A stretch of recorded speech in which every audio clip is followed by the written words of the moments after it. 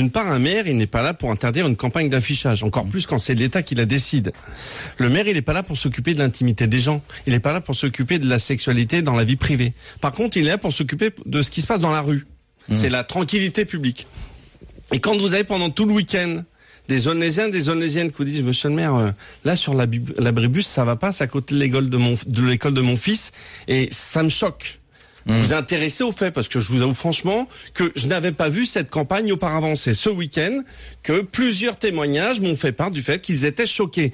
Pas par la campagne, je le répète, on peut même dire qu'elle est légitime. Cet affichage dans des collèges pour faire l'éducation sexuelle, dans des lycées.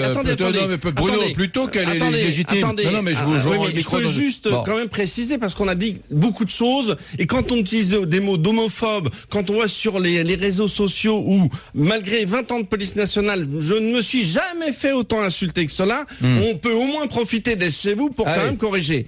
Donc effectivement, on est sur la voie publique, et on peut être effectivement choqué, vous le disiez, de dire qu'on s'adresse à des adolescents, qu'on s'adresse à des jeunes ados, qu'on s'adresse dans les boîtes de nuit, dans différents endroits, un public concerné, oui. Mais ça n'est pas une communication tout public.